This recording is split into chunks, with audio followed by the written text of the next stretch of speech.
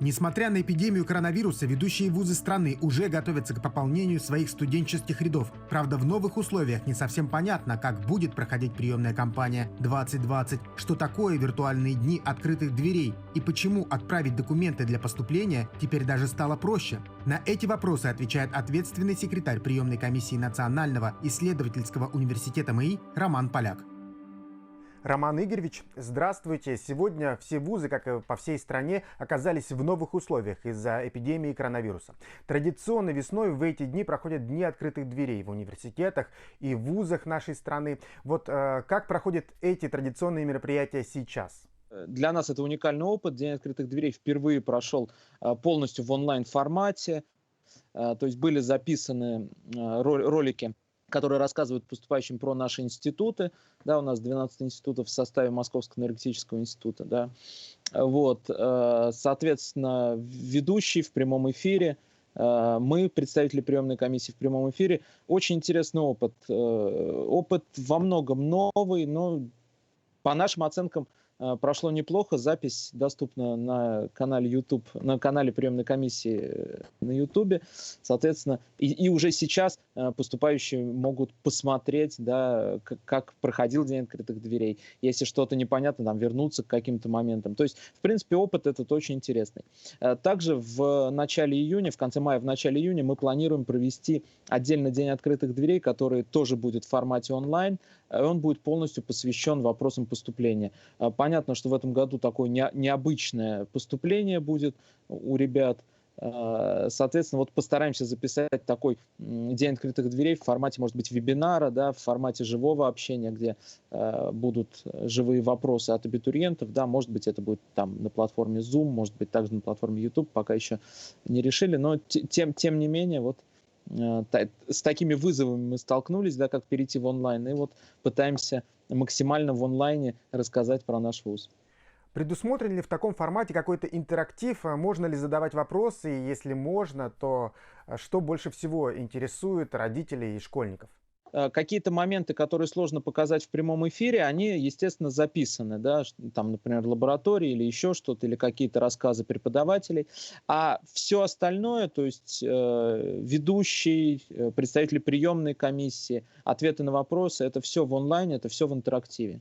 Необычные вопросы посыпались после того, как у нас по телевидению заявили о том, что, значит, нужно только сдавать будет 2 ЕГЭ, да. Поступающие не очень разобрались, начали спрашивать, а какие ЕГЭ. Это вот из необычного, да, хотя на самом деле здесь ничего не поменялось, то есть по вступительным испытаниям как было там 3-4 предмета ЕГЭ в зависимости от направления, так оно и осталось. Вот. Но очень много вопросов было, которых, естественно, до этого никогда не было. Это вопрос, как будут проходить вступительные испытания, да, как будут сдавать ребята экзамены, те ребята, которые имеют на это право, да, те, кто поступает не по ЕГЭ, как будет проходить подача документов, в какие это сроки будут. То есть все вопросы, которые вот сейчас на повестке дня в связи с вот такой эпидемиологической ситуацией. Ну и, наверное, главная тема, как изменилась работа приемной комиссии в этом году из-за эпидемии коронавируса. Ну, первый вопрос, который касается сроков. Да, всех, естественно, волнуют сроки поступления. В части начала приема документов здесь ничего не поменялось. Да, то есть, как было заявлено, не позднее 20 июня мы начинаем прием документов. Да, конкретно Московский энергетический институт начинает прием документов 19 июня.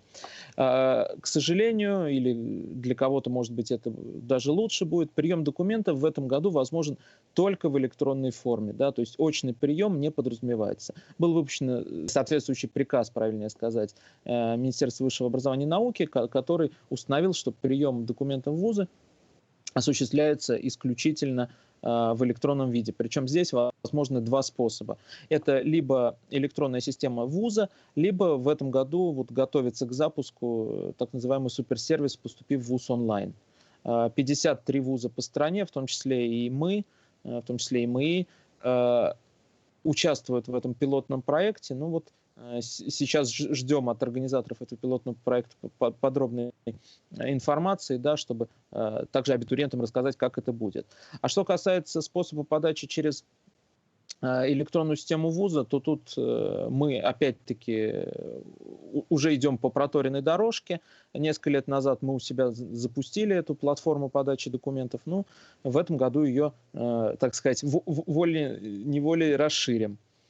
Вот. К сожалению, убрали такой способ подачи документов, как по почте, да, многие пользовались, и вот я знаю, что ребята из Якутии часто пользовались как раз-таки почтой классической, да.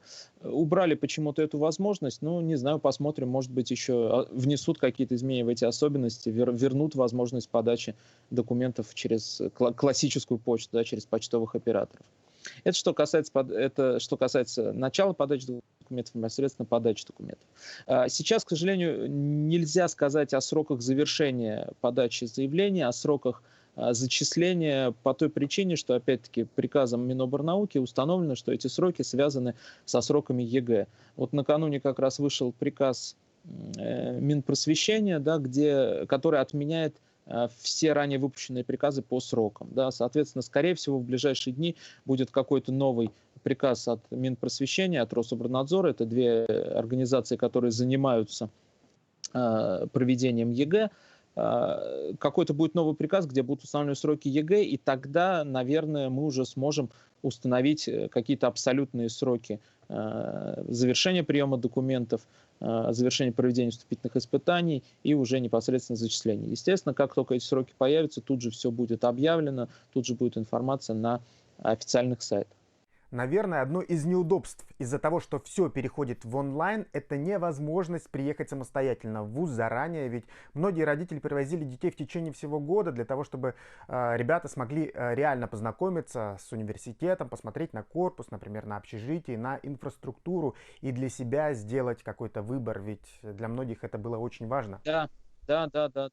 Ну, здесь опять-таки мы постараемся все это перевести в онлайн. Может быть, попробуем отснять какие-то короткие ролики, которые также будут показывать наше общежитие, будут показывать наши корпуса. Мы над этим плотно работаем. Вот сейчас волей-неволей все вузы выходят в онлайн, да, в такое вот онлайн-взаимодействие. Каждый год есть абитуриенты, которые приходят сдавать экзамены непосредственно в вуз. И что вы планируете делать с ними?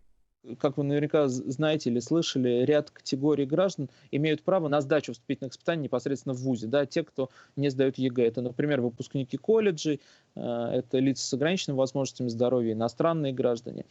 Здесь тоже такое существенное нововведение, согласно вот особенностям 2020 года. Проведение вступительных испытаний будет полностью в дистанционной форме. То есть ребята не будут приезжать в вуз, да, а в дистанционной форме, ну, что-то подобное, как мы с вами сейчас общаемся, да, вот что-то подобное наверняка будет и на вступительных испытаниях. Но здесь механизмов много, каждый вуз вправе выбирать, какой ему механизм ближе. Но мы в том числе планируем проводить и классические письменные экзамены. То есть здесь задействовано несколько наблюдателей, камера смотрит на сдающего, при этом камера должна обеспечить обзор рабочего места. Плюс допускается использование систем прокторинга, да, которые позволяют отслеживать, там, ну, условно говоря, по мимике, по взгляду, по открытым вкладкам в браузере, например, да, отслеживать действия пользователя. То есть здесь технологии, в принципе, позволяют проводить классические экзамены, да, классические письменные экзамены, но вот в таком вот дистанционном формате. Вы сейчас объяснили, как будут проходить вот эти вот онлайн-экзамены вступительные, и у меня сразу же возникает вопрос, получается, абитуриент должен быть технически оснащен? Нам прямо запрещено сейчас вот особенностями проведения вступительной кампании, приемной кампании 2020 года запрещено проведение каких-то очных мероприятий, очных в плане контактных. Да. Соответственно, да, поступающий должен быть технически оснащен, но от него требуется или смартфон, или планшет, да, что какой-то может быть гаджет, или персональный компьютер. Главное, чтобы была камера, была возможность транслировать аудио и был доступ в интернет стабильный. То есть этого, в принципе, достаточно, чтобы пройти вступительные испытания. Ну и знания, конечно. Без знаний не пройти. Вы начали говорить о новой платформе «Поступи в ВУЗ онлайн». Можете немножечко подробнее рассказать об этом? Да, это государственный проект, который разворачивается на базе единого портала предоставления государственных и муниципальных услуг, да, госуслуги.ру. Проект этот такой, что называется, долгоиграющий. планируется в 2020 году, что ряд пилотных вузов в него, которые включены, начнут принимать документы через единую систему, через систему госуслуг. И где-то, если мне память не изменяет, к 2024 году любой абитуриент может через госуслуги в любой вуз страны подать заявление, соответственно, отслеживать свою конкурсную ситуацию, смотреть на свой рейтинг, причем планируется, что рейтинг этот будет межвузовский, да, то есть пропадает необходимость абитуриента вот перемещаться между вузами, да, переносить свои документы. Кстати говоря, еще одна особенность приемной кампании 2020 года, что абитуриенты не подают оригиналы документов в вуз, так как подаются все документы в электронном виде, невозможно, да, в электронном виде подать бумажный документ, и абитуриентам дается первый учебный год на то, чтобы принести в выбранный ими вуз, где они уже обучаются, куда они поступили, принести оригинал документа образования. Вот про это забыл сказать, но это тоже такая вот интересная особенность 2020 года. Понятное дело, что в этом году система подачи документов в вузы, она немножечко упрощается. И в связи с этим не ожидаете ли вы наплыва абитуриентов в вузы? Вот есть у вас какие-то прогнозы по этому поводу? Честно говоря, здесь двоякое у нас ожидание. С одной стороны, да, мы ожидаем наплыв поступающих, потому что проще подать, не выходя из дома, да, никаких, как бы, никуда ехать не надо. Но, с другой стороны, существует опасность, что многие иногородние поступающие просто побоятся ехать, да, родители не отпустят, потому что, ну, вы знаете, да, что в Москве одна из худших эпидемиологических ситуаций, да, по России, больше всего заболевших, самые такие жесткие ограничения, поэтому вот здесь это может в некотором роде иногородних поступающих остановить. Ну, как бы давайте будем оптимистами, будем считать, что будет наплыв и все будет хорошо. Традиционно в ваш вуз поступает много якутских ребят. Не могли бы вы рассказать, какие направления они выбирают? Ну, у нас традиционно достаточное количество ребят из Якутии, причем надо отметить, что ребята действительно мотивированные, ребята талантливые, подготовленные. Мы всегда очень рады абитуриентам из Республики Саха-Якутия. Причем абитуриенты есть как те, кто поступает по договорам о целевом обучении. Это, как правило, направление подготовки электроэнергетика, электротехника, теплоэнергетика и теплотехника. Так и много ребят, которые приезжают сами, поступают. Здесь еще можно отметить, наверное, направление информатика-вычислительная техника. То есть вот такие вот три основных направления, куда чаще всего ребята приходят. Это электроэнергетика, теплоэнергетика и информатика-вычислительная техника. Роман Игоревич, спасибо вам за беседу. Пожалуйста, пожалуйста, вам спасибо.